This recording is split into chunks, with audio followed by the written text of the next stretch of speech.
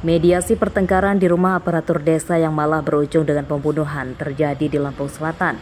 Seorang kepala dusun di desa Sarirejo, Kecamatan Natar bernama Haryanto, berumur 44 tahun ditangkap polisi karena membunuh pemuda bernama Remiko Glenn Farizal berumur 19 tahun yang sedang berselisih dengan ibunya.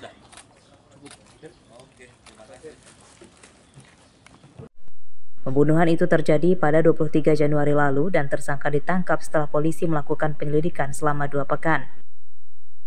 Dalam rekaman CCTV, terlihat kejadian bermula saat korban dan ibunya yang sedang bertengkar mengadu ke rumah tersangka supaya masalah mereka bisa diselesaikan. Tersangka yang berusaha melerai keributan justru membuat ibu korban jatuh ke lantai, dan hal tersebut membuat korban emosi yang kemudian langsung menyerang tersangka. Keributan berlanjut di jalan depan rumah. Korban akhirnya jatuh pingsan setelah dipukul tersangka dengan kayu. Korban akhirnya meninggal saat menjalani perawatan di hari keempat di rumah sakit. Terlapor melakukan mungkin penganiayaan juga kepada ibunya, ibu si korban. Juga akhirnya ibu si korban terjatuh terbanting. Kemudian saat itu karena si anak ini tidak terima, almarhum ini saat itu juga melakukan mencoba untuk membalas seperti itu ya. Nah, pada saat itu pun si terlapor juga sudah bergegas mempersiapkan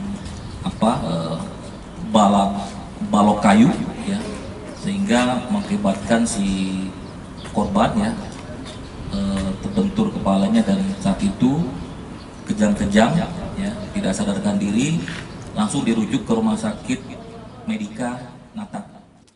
Pakaian korban dan kayu yang dipakai tersangka untuk menganiaya korban disita sebagai barang bukti. Pada kasus tersebut, tersangka terancam hukuman 12 tahun penjara. Ari Susanto melaporkan dari Lampung Selatan.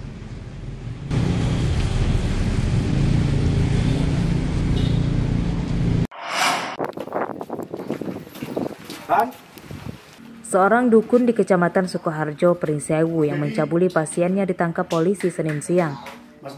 Tersangka berinisial Dede berumur 42 tahun dan korban adalah perempuan berumur 59 tahun. Awal ditangkap, tersangka membantah tuduhan polisi. Tersangka berdalih pencabulan dilakukan saat dirinya sedang kesurupan karena saat itu sedang menjalani ritual pengobatan kepada korban. Keadaan sadar apa enggak waktu itu? Enggak. Oh, jadi kamu kesurupan? Iya. Kesurupan jinmu? Mungkin kesurupan. Makanya kamu minta maaf itu sama korban. Kan mau pulang kamu minta maaf tuh. Setelah kamu setubuhin kan kamu minta maaf.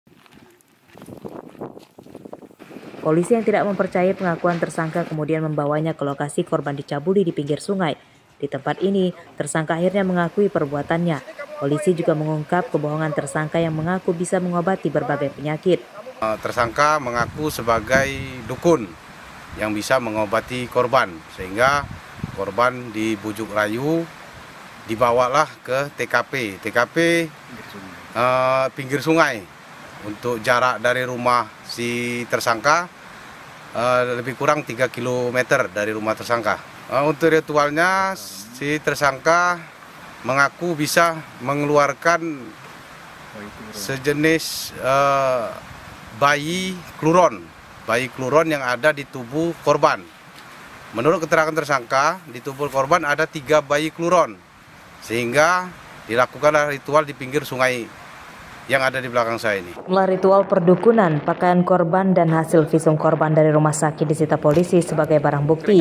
Penyidikan kasus ini masih akan dikembangkan untuk mencari tahu kemungkinan korban lain. Asep Saifullah melaporkan dari Pringsewu.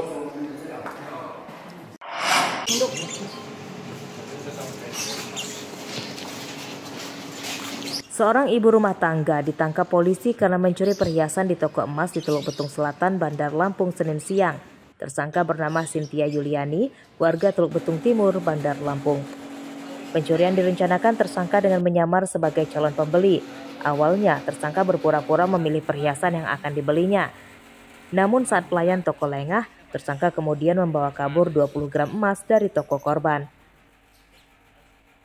Siap membeli kembali satu perhiasan berupa kalung emas seberat 20 gram. ketika pelayan di toko emas tersebut menuliskan kwitansi, emas yang sudah dipegang oleh tersangka ini dibawa kabur, memanfaatkan kelengahan dari penjual atau pelayan di toko emas tersebut. Tersangka berdalih terdesak kebutuhan ekonomi. Uang dari suaminya yang sedang bekerja di luar negeri diakuinya tidak mencukupi untuk memenuhi kebutuhan hidup tersangka dan 2 anaknya. Bukan ekonomi. Suaminya mana? TKI udah berapa lama? Berapa tahun? 1,5 tahun. Di mana? Taiwan. Emang nggak pernah ngirim duit atau gimana? Kurang. Kenapa? Kurang. Untuk bayar angsuran.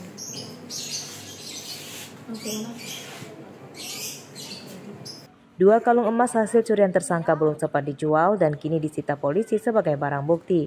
Akibat perbuatannya, tersangka terancam hukuman 7 tahun penjara. Apabila setelah melaporkan dari Bandar Lampung.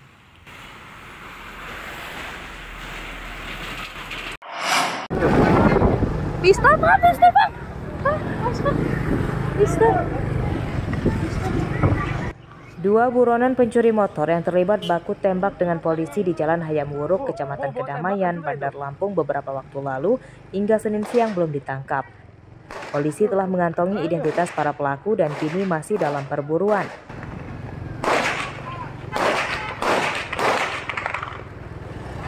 Kabid Humas Polda Lampung, Komisaris Besar Yuni Iswandari Yuyun mengatakan pihaknya telah melakukan penggerebekan di sejumlah lokasi yang diduga dijadikan tempat persembunyian para pelaku, namun para pelaku belum berhasil ditangkap.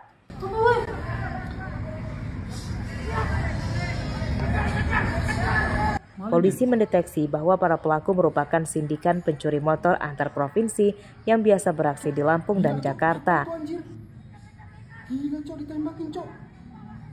Update perkembangan hingga hari ini untuk dari aparat kepolisian melakukan pengejaran ya ke daerah, dan untuk dari hasil pemeriksaan saksi dan pelaku diketahui bahwa pelaku itu diduga dari Lampung juga, yakni daerah Melinting, Lampung Timur.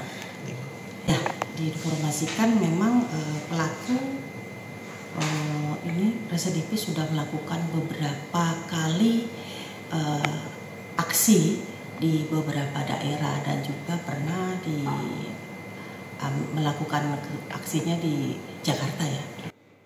Baku tembak polisi dengan pencuri motor itu terjadi pada hari Kamis pekan lalu. Satu pelaku berhasil ditangkap berikut 2 senjata api yang lengkap dengan beberapa amunisinya. Sedangkan 2 pelaku lain berhasil melarikan diri.